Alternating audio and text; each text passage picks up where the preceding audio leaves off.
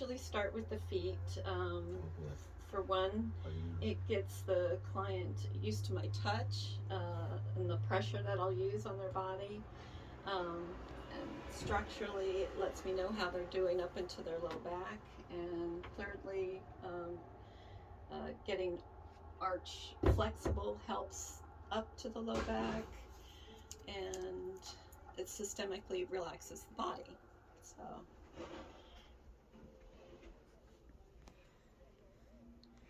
So that, and people feel less vulnerable if you start them face up than face down, where they can't see you or interact with you.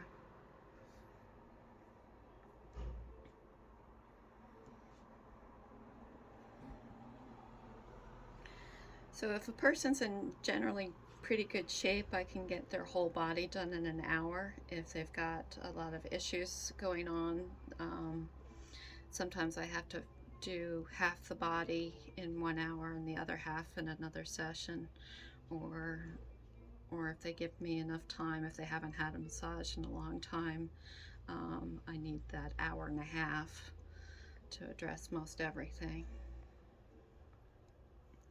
And then I usually find tight muscles on people that they didn't even know those muscles were tight. Sometimes comes as a bit of a surprise.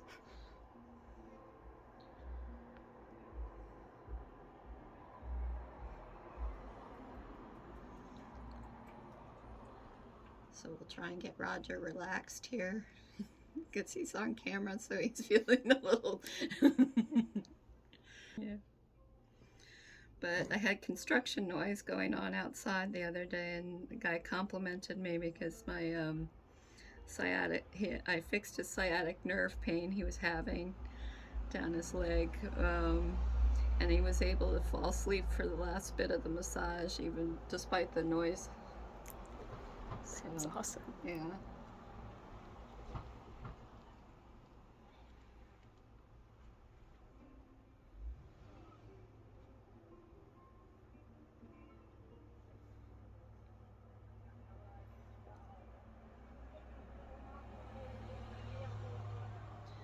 And if they're ticklish, you use more pressure. It overrides the ticklish. Most people lose their ticklishness at around age 20.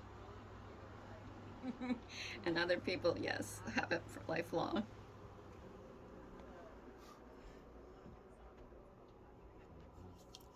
I use Biotone dual purpose massage cream because it's half oil, half lotion.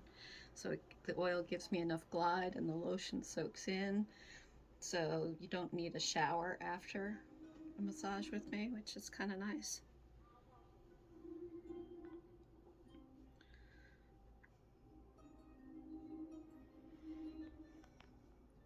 I'm very thorough. I go between each and every bone.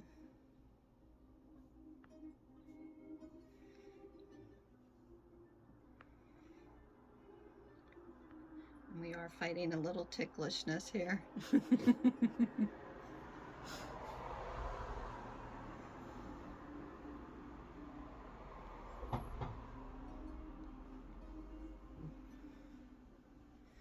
And loosening up the ligaments around the ankle feels really good. And then if you roll your ankle, you're less likely to sprain it.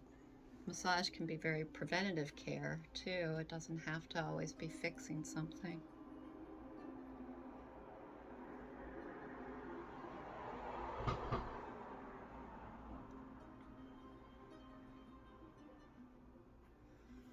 And sometimes just getting a massage helps reduce your stress level, because it's, safe, nurturing touch.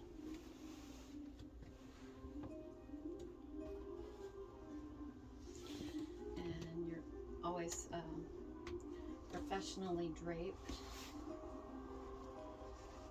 So you only expose what limb you're working on at the time.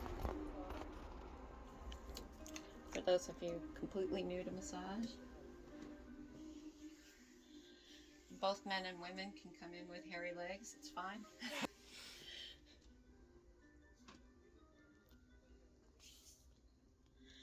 And this is the muscle that's known to have shin splints, tibialis anterior. Sometimes I'll bore you with the names of your muscles.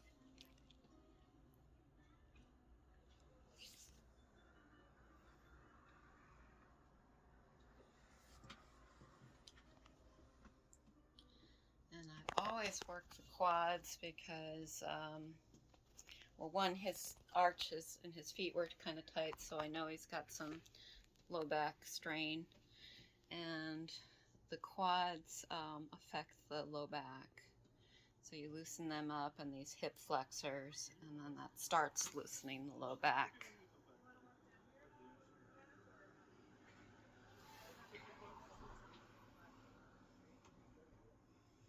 And sometimes you have to hold the spot longer. And basically the nervous system and the muscle system are talking back and forth to each other, and they're going, ah, and I give up and I let go. So you hold the deep pressure for about 6 seconds, and then it lets go. And then you flush out the muscle and flush out that lactic acid. And that's when I usually talk to the client about drinking at least 2 pints of water after a deep tissue massage, because you're flushing that lactic acid out of the muscles, and you don't want it to resettle back into the muscle tissue or go to your stomach and give you a wonky stomach, which can then give you a headache. You want to feel better after a massage, not worse.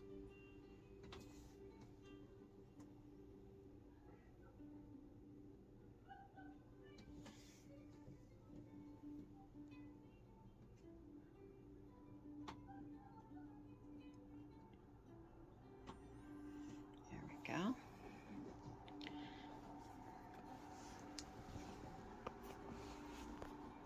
And for the purpose of the video, we're kind of working a little quicker than I normally do. Usually I spend a little bit more time in each part.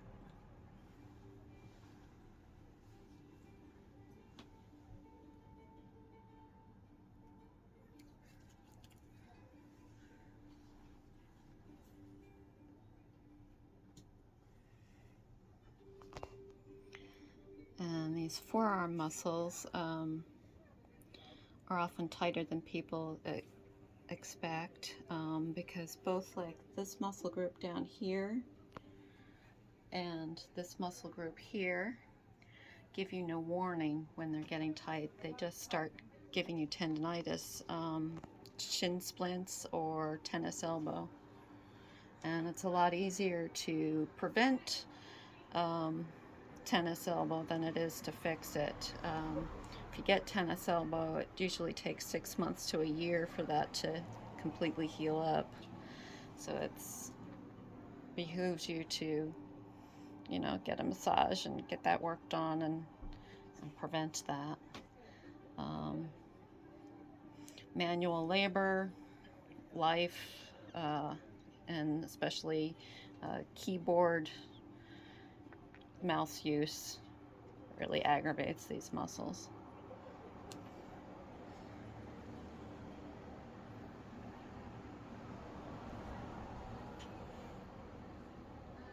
Get the landscapers in the fall when they're doing a lot of pruning.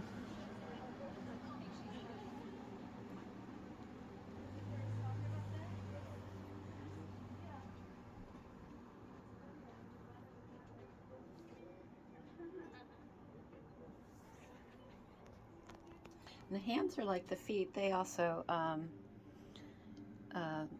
hold a lot of tension, and it systemically relaxes the body having the hands worked on.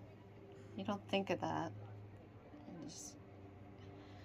And I find it's easier for people to relax their necks for me than to relax their arms for me. I think that's because arms are always doing something, where the neck just holds the head up all day long.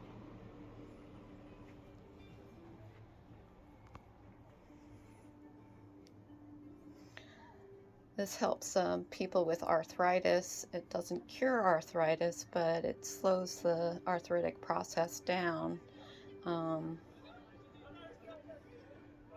because you create more space in the joint by loosening up the muscles. So it slows the calcification down. Need to even the fingers. There we go.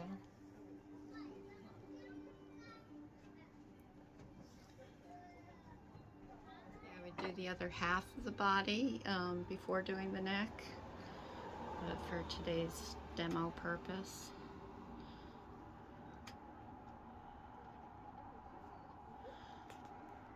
And the front of the neck muscles are often very tight, like this one right here. You loosen that up and it helps the shoulder blades lay flatter on the table.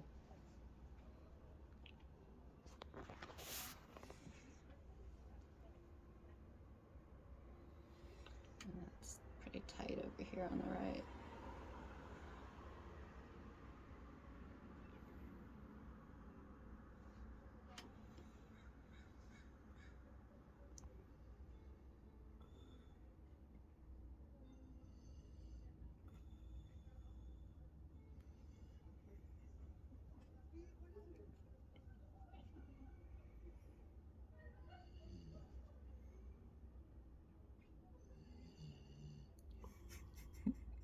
I think we've gotten relaxed.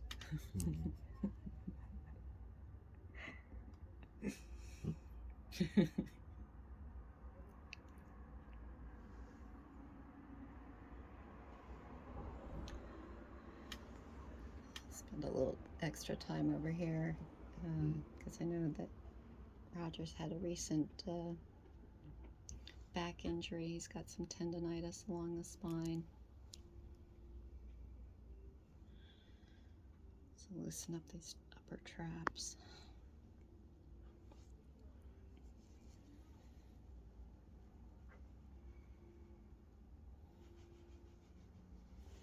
And then you often work these muscles up underneath the base of the skull. Hard to see, that'd be here, because that relieves tension headaches.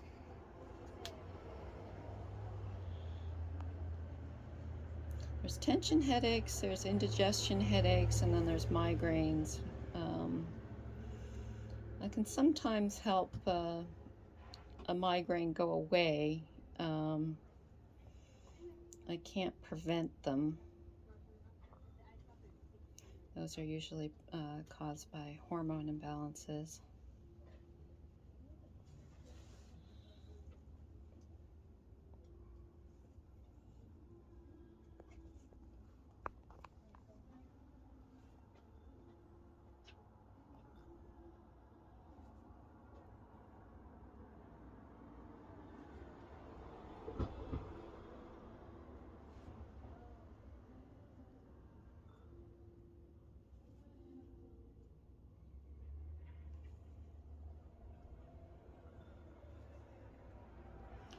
Here again, I would, if this were a real session, I would spend quite a bit more time, at least like 15 minutes on the neck alone, because that's where the majority of the human population has the most problem.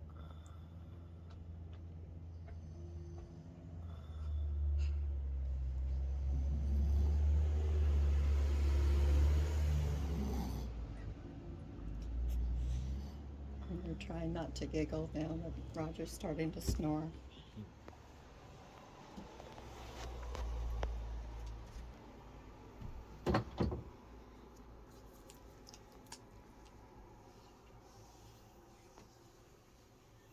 And for some reason, I don't understand the physiological reason why, but calves are often like the most sensitive part of the body to be worked. So that's why I'd work the legs before I work the back, so that I don't undo the good work I do on the back, because his back's going to tense up a bit, me working on the calves.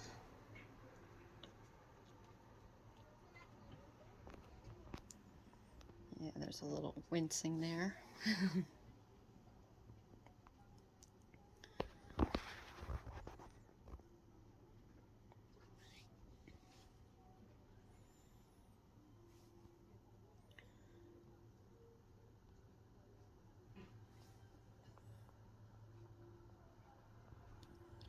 back in massage school, we had to know the names of every single muscle, their attachment sites, what endangerments they had, what nerve, vein, artery was nearby.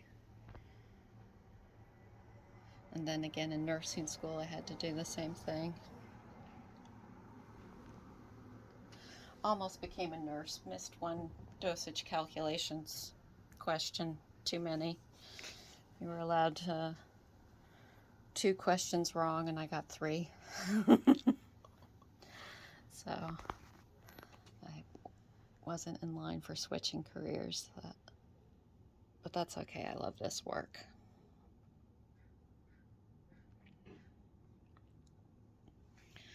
Do the hamstrings. And this right here along here is where the quads actually attach to the femur. They come from around here, dive under your IT band, which a lot of people are told is tight, but it's actually their quad. And then the quad attaches here. So you make sure to get that.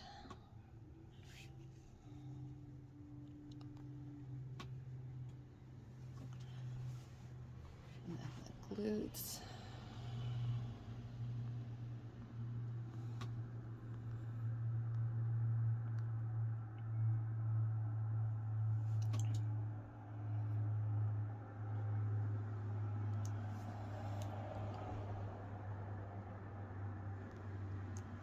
And sometimes if people's bodies are super tight, I'll be using my elbow or forearm to get the pressure needed.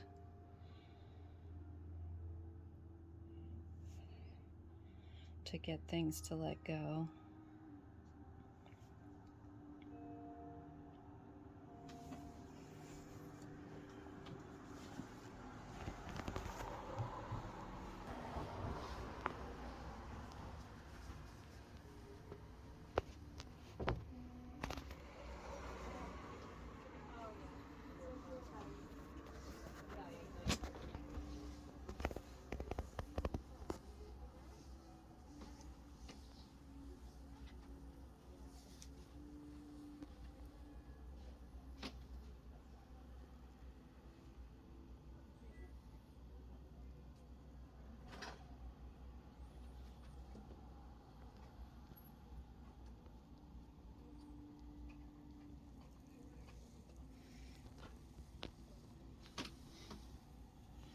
I guess having this video will give people an idea of what's actually happening to them, because they're usually just kind of in the sensation of having their back worked and don't know what I'm actually doing to it.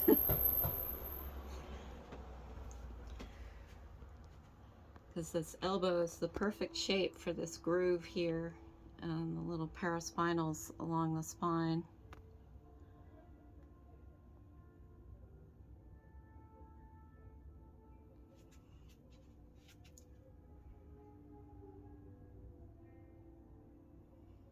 And that's right where he flexed, is right where his injury is.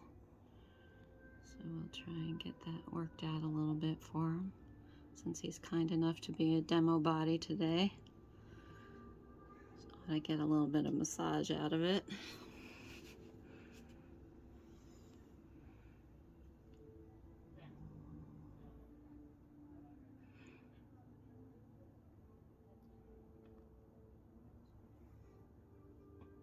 Right there where his ribs, lower ribs are. It's tight.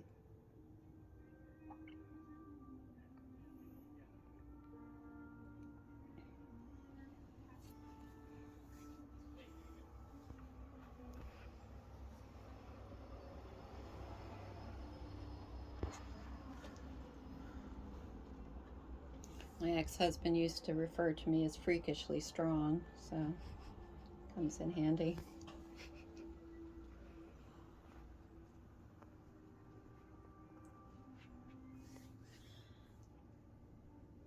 I find the tiny women are the tightest people to work on, because they're trying to do everything everybody else does, but with less muscle mass, so they tighten up their muscles more than a bigger person. Okay, we're going to shortchange the left side of his body so that I can show you how I work on low backs. Roger, this helps me get to this particular muscle that's about here in depth, because I've already worked the surface back muscles. They're actually very thin, so they're not really what's aching when your low back's aching. It's usually your quadratus lumborum or your psoas muscle that lives here. Your psoas muscle is as big around as your fist and goes from here to here and then into the front of your hip. The muscle I'm going to work on is the quadratus lumborum. It attaches to the side of your spine and goes up into 4 muscle bundles into your lower ribs and 4 muscle bundles to the top of your hip. It is what it hikes your hip up when you walk. And yep, his was tight, which I felt when I was on his back, so we're going to loosen that up. It could be in reaction to the little bit of an injury he's got going on up there, or just that his arch and his feet were tight, and so his low back's a little tight. And this muscle often, well, especially on new moms holding their babies on a hip, it's problematic. Or something I learned in massage school is that our bones don't necessarily stay in place. You know, you learn the skeleton and then you find out that those bones move around and cause problems, and so often the hips are out of alignment, and this helps them get back into alignment. You loosen them up and then they go back into place.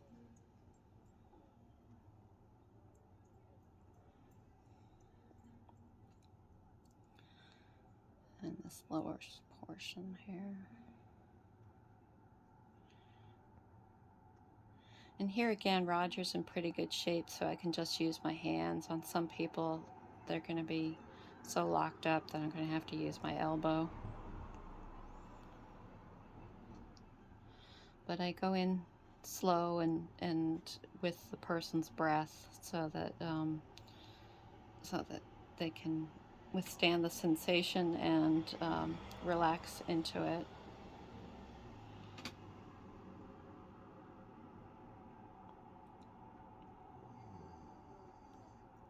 And it sounds like he's relaxed again. It's a slight snore.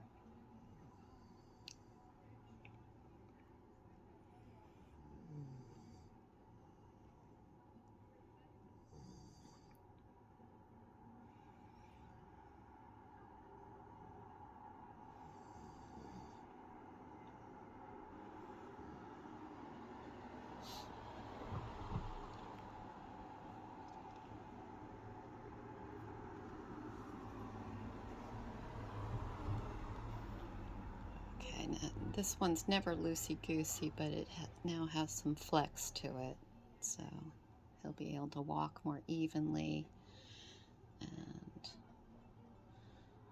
less ache in the low back. And then I'll check his hip from the side. I got some of it when he was face down. But there's a muscle here that goes from the top of the hip here and then blends into your IT band. And I call it the little Napoleon because it's a short, stubby muscle that's the dictator of the hip. And that woke him up.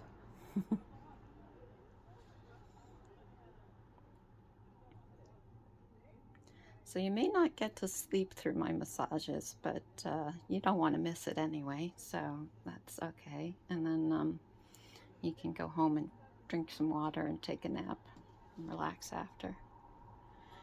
And after a deep tissue massage, you shouldn't do any heavy lifting for at least an hour.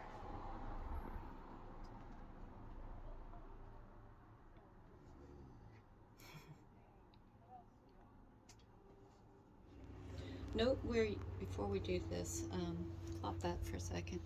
Note how rounded his shoulder is in. That tells me pec major and minor are tight. And it also tells me his subscapularis is tight, and the subscapularis lives on the front of the scapula. And the way that access that is to go in here on the side. I pull out the scapula from the back, and I go in here on the side, and I go between the lats and the pecs, and I go in there. Relax your right elbow, and I press towards one hand towards the other, and yeah, that's supposed to be flat, and his is all bunched up, and that's part of what's pulling his shoulder forward, because it's big muscle. Actually, it's about a 1/2 inch thick, and it's what moves your arm in front of your body more so than your pecs, and it bullies your rhomboid muscles back here because it's pulling them forward, and then they're trying to pull back, and you get the knots along your scapula.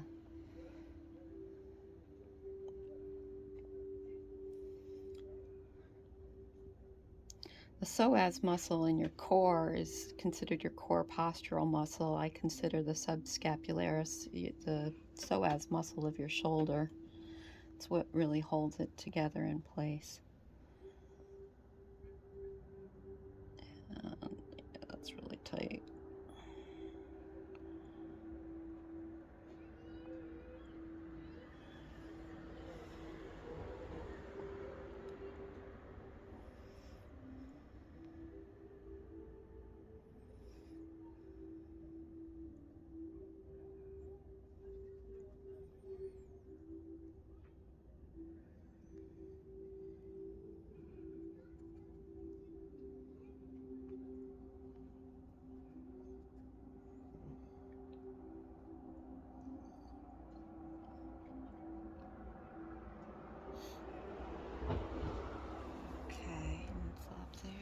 And you can see how the shoulder is not as rounded in now. So it's flatter. And I'll get the pecs while I'm here.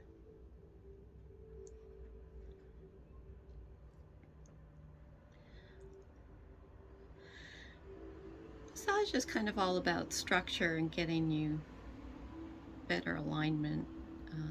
Some people have postural anomalies that can't be corrected, but they can be worked with in order to have the person in less chronic pain.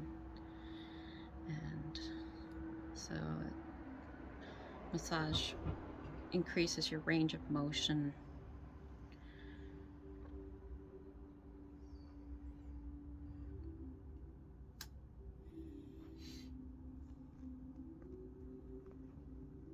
And structural alignment, and get this anterior deltoid that's